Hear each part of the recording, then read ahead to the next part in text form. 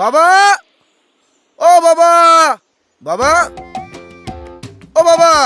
অখিলেশের ছেলে প্রীতম বাবাকে দেখলেই হয়ে যায় তেলে বেগুন। এদিকে স্বপ্ন দেখে বাইক নিয়ে যাবে হানিমুন।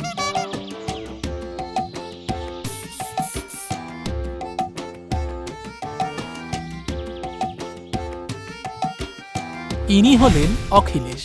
কর্মজীবন থেকে অবসর নিলেও মনের বয়স এখনো 27+।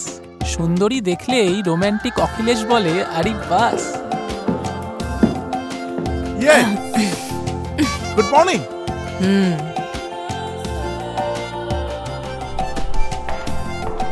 Good morning Madhavi aunty. Good morning. ইনি মাধবী একা হাতে সামলে চলেছেন সংসার। ধীর স্থির শান্ত আর খুব ভরসা।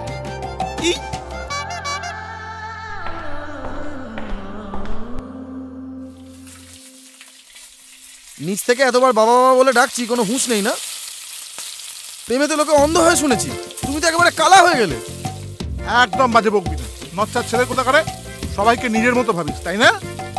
তুমি কি মনে করো আমি বুঝি না তোমার এই মাধবী আন্টির পেছনে ছুকছুকানিটা? এসব কথা বলতে তো লজ্জা করছে না? বাবাকে অসভ্য ছেলে কোথা করে। তুমি যে অন্যায়টা করছো সেটা কিছু বলতে পারবো না? অন্যায় মানে আমি কি করেছি? তুইও তো ছোট্ট ছোট্ট করিস না? কিচ্ছু করিনি। তুমি যে নিচে একদম সিঁড়ি বাজে দিয়ে কথা বলবি না। এতবার করে ডাকছি, তুমি বাবা, শুনতে পারোনি? বাজে কথা বাজে কথা বলো না কিন্তু। তুই- না, এটা কিন্তু আমি না- অন্যায় করছো। আবার বাজে কথা বলবে না একদম। একদম তুমি করোনি? তুমি যাওনি? তুমি লুকিয়ে লুকিয়ে দেখোনি মাধবী আন্টিকে? নিচে টয়লেট তুমি- করো না, করিনি। আমাকেই না, বলছো তুমি করছো।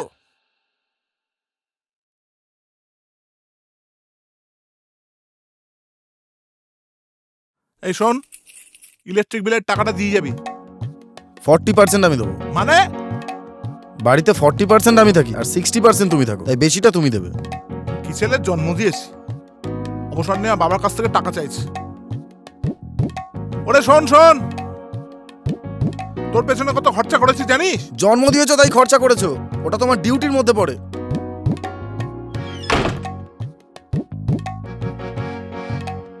কি ছেলেই পেটে ধরেছিলে, হাড় মাস একেবারে জ্বালিয়ে খাচ্ছে।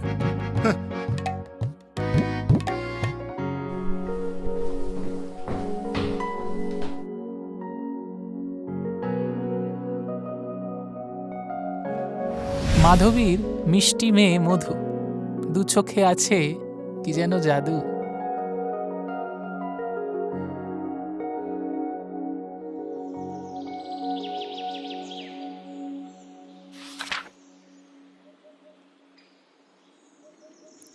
উফ, দেখছিস বাবা ছেলের উফ সারাক্ষণ ঝগড়া করছে।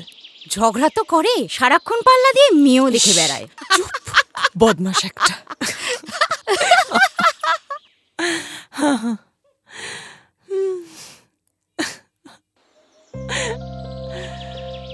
আচ্ছা মা, হুম, প্রীতমের দেখো বাবা আছে, তাও প্রীতম সারাক্ষণ ঝগড়া করে ওর বাবার সাথে।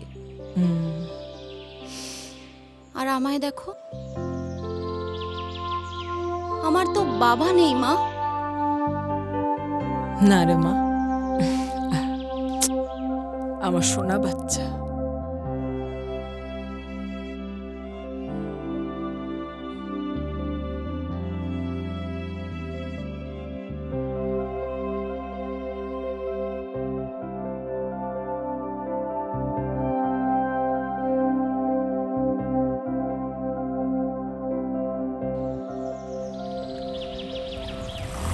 আমি এগিয়ে দেবো? No thanks. মানে যেতে পারতে, আমি ওদিকেই যাচ্ছিলাম। তেল আছে নাকি মাঝ রাস্তায় দাঁড়িয়ে থাকতে হবে? Full tank.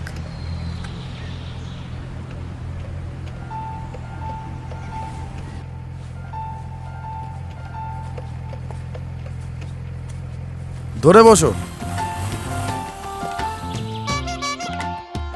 শালা, বাপকে টাকা দিতে ফেটে যায়, এদিকে ফুল ট্যাঙ্ক।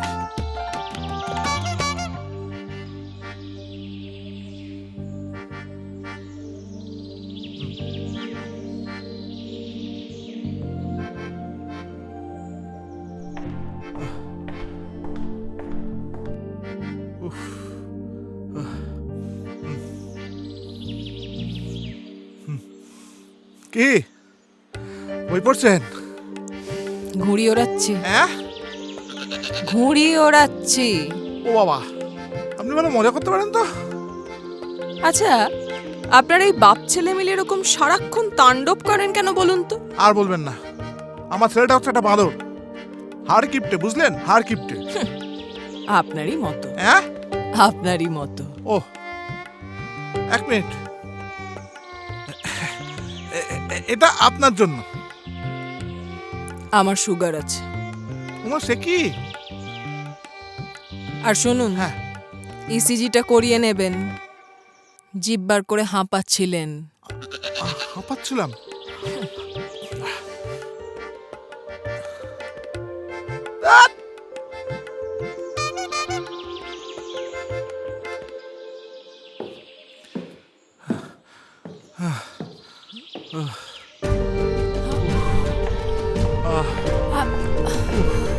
কি কি হয়েছে আপনার?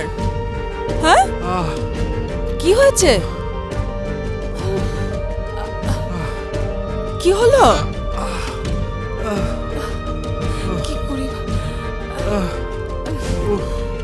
হ্যাঁ, আপনার ছেলেকে কল করবো? হ্যাঁ, কি করবো এবার?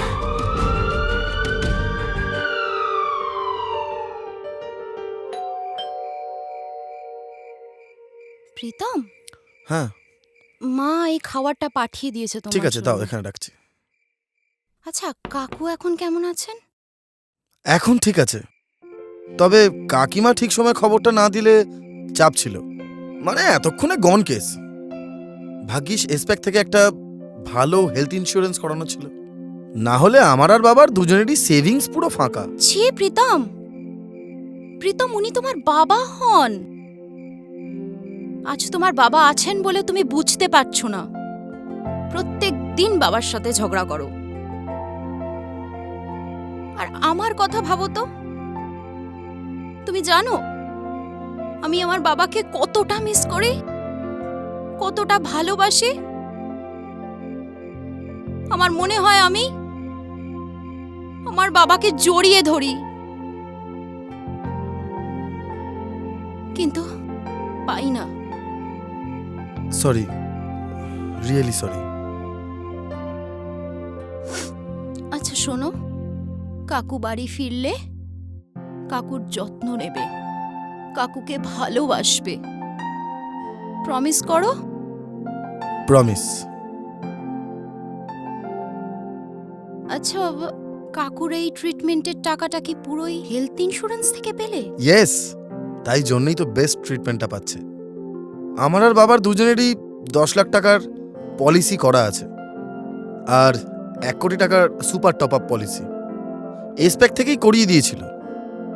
এই হেলথ ইন্স্যুরেন্সটা actually protection against any health emergency, আর আমাদের পরিবারের লাইফ সেভিংস, রক্ষা কবচ বলতে পারো।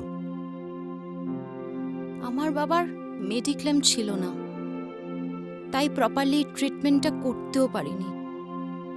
জানো তো, মায়ের অনেক গয়নাও বিক্রি করতে হয়েছে। তোমার আর কাকিমার হেলথ ইন্স্যুরেন্স করা নেই? না।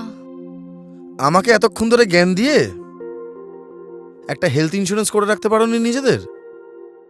এই কার্ডটা ধরো। শুধু ইমোশন দিয়ে কাজ করলে হয় না, প্র্যাকটিক্যাল হতে হয় লাইফে।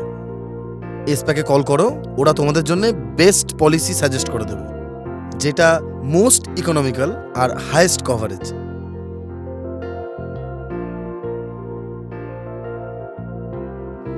থ্যাঙ্কস।